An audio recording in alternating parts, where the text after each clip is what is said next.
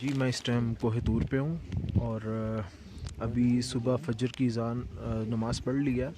और फ़जर की नमाज़ के बाद ये भी देखें, ये सूरज निकलने का मंज़र चेक करें।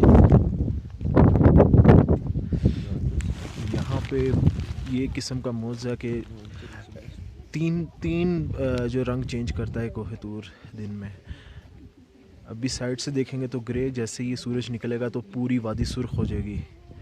उसके बाद शाम के वक्त ये ब्लैक हो जाते हैं पहाड़। तो अभी हर मज़हब से यहाँ पे क्रिश्चियन भी हैं, ज्यूस भी हैं, मुस्लिम भी हैं और अपनी इबादत कर रहे हैं। अगर आप पीछे को देखें उस साइड पे तो चर्च है, ये पीछे वाली साइड पे। तो इस टाइम क्रिश्चियंस की इबादत हो रही है। ये हमारी ये पीछे मस्जिद है और इस साथ ही नीचे एक हज़रत मूसा अलैहिस्सलाम से मंसूब गार है। तो भी इंशाल्लाह वहाँ पे भी जाएंगे। हज़रत मूसा अलैहिस्सलाम वहाँ पे उस गार में इबादत फरमाया करते थे, उनसे मंसूब है गार। और ये साथ ही एक चर्च है। ज़िंदगी में अगर कभी आपको मौका मिले इजिप्ट आने का तो लाजम इस वादी में ज़रूर चक्कर लगाएं, आएँ ज़रूर। पिरामिड्स और ये सारी चीज़ें ये दुनियावी हैं, लेकिन अगर आप वाकई में दिल का सुकून चाहते हो और देखना चाहते हो तो इस वादी में ज़रूर आओ एक बार। ये असल वादी, यहाँ से इंसान को पता चलता है कि मूसा अलैहिस्सलाम कैसे आते थे। यहाँ पे तो रात नाजिल हुई थी और ये सामने एक पहाड़ है जहाँ पे अल्लाह ताला ने तजल्ली डाली थी और पहाड़ रेज़ा रेज़ा हो गए थे। तो यहाँ पे पहाड़ है जहाँ पे बनी इसराइल के 70 आदमियों की अल्लाह ताला ने जान ली थी और दोबारा ज़िंदगी अता फरमाई थी इसी पहाड़ के ऊपर। मूसा अलैहिस्सलाम के साथ जब वो 70 आदमी आए थे तो उन्होंने अल्लाह ताला की आवाज़ सुनी, तो उन्होंने कहा हमने भी अल्लाह ताला को देख रहा है मूसा। तो अल्लाह ताला को गैरत आई और अल्लाह ताला ने उन सब की जान ली, उनके दिल फट गए थे। उसके बाद हज़रत मूसा अलैहिस्सलाम के कहने से दोबारा उनको ज़िंदगी अता हुई थी। तो ये इतनी मुक़द्दस वादी है। इस मुक़द्दस वादी के बारे में कुरान में आता है, ए मूसा अपने जूते उतार दे, तो इस वक्त मुक़द्दस वादी तूआ में है। तो मूसा अलैहिस्सलाम यहाँ पे नंगे पाँव आते थे। तो आज से 100-150 साल पहले तक यहाँ पे लोग जितने भी ज़ायरीन आते थे वो नंगे पाँव ही आते थे।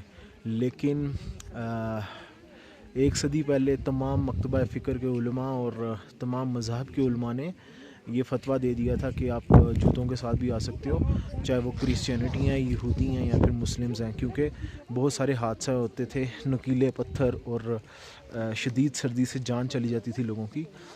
और एक और चीज़ बताता चलूँ, ये पूरा साल नहीं खुला रहता। ये इसके कुछ मखसूस महीने होते हैं, जैसे अक्टूबर से मार्च अप्रैल तक ही ओपन रहता है। अभी दिसंबर चल रहा है, तो दिन के वक्त शदीद गर्मी और रात के वक्त शदीद सर्दी होती है। जैसे मैंने पैकिंग करते वक्त आपको अपना सारा सामान दिखाया था, वो सब कुछ पहना हुआ है। उसके बाद इतनी शदीद सर्दी है कि कंबल लेना पड़ा है। तो अभी ये देखें ज़रा,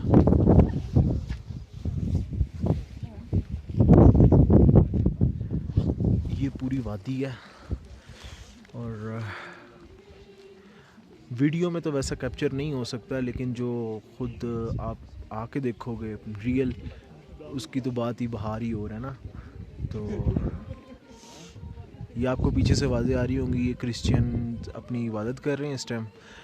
सुबह की जो इबादत है वो हर मज़हब में है, चाहे वो मुस्लिम है, क्रिश्चियन है या ज्यूस हैं। तो हमारी जो इबादत होती है वो सूरज निकलने से पहले होती है, लेकिन इनकी जैसे सूरज अभी जैसे निकल रहा है तो इनकी इबादत स्टार्ट हो गई है। तो ये देखें,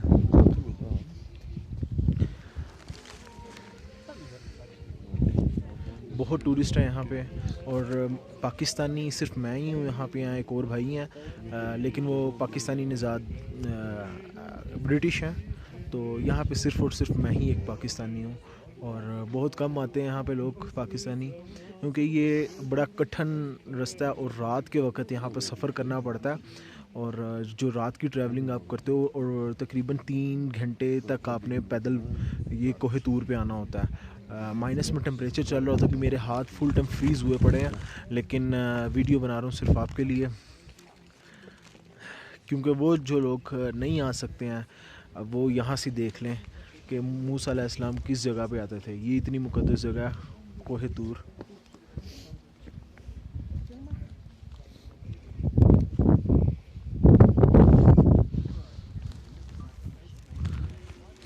ये पीछे मस्जिद है और मस्जिद के साथ ही मूसा अलैहिस्सलाम से मंसूब ग़ार है और इस साथ ही एक चर्च है।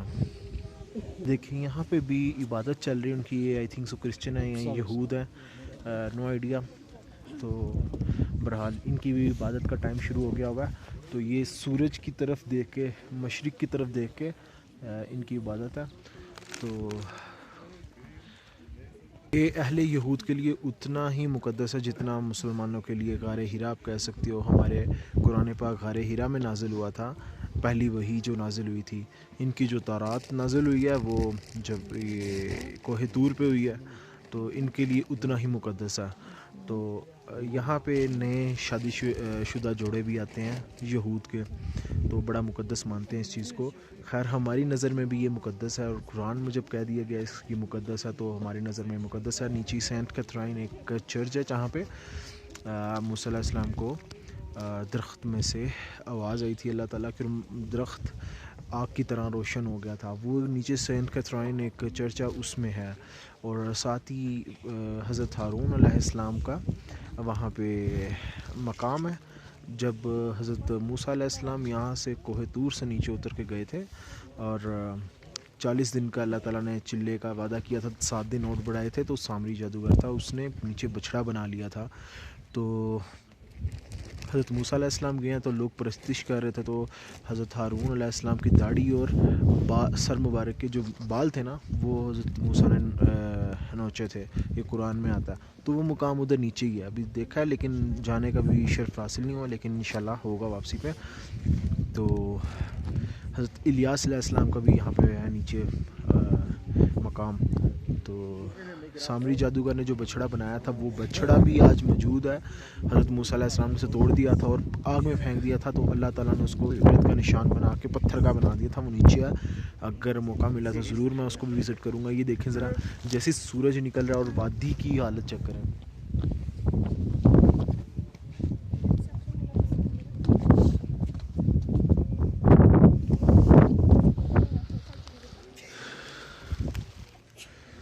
बेयाबान, यहाँ पे कोई एक सब्ज़ा भी नहीं है, घास फूस भी नहीं आपको मिलेगी। तो बहुत सर्दी रहती है यहाँ पे। जो बंदा भी आए अपने साथ फुल इंतज़ाम करके आए, अदरवाइज़ गुजारा नहीं कर पाओगे। मैंने जैसे सामान दिखाया था उसके बाद भी मुझे ये कंबल लेना पड़ा है। मुझे शदीद अभी भी सर्दी लग रही है और हाथ मेरे जो है फ्रीज़ हो रहे हैं इस टाइम। आप देख सकते हैं मुख्तलिफ़ रंगों नस्ल से लोग हैं, मुख्तलिफ़ इलाक़ों से हैं, डिफरेंट कंट्रीज़ से आए हुए हैं। ये देखें ज़रा, पिक्चर्स बनवा रहे हैं हम अपने।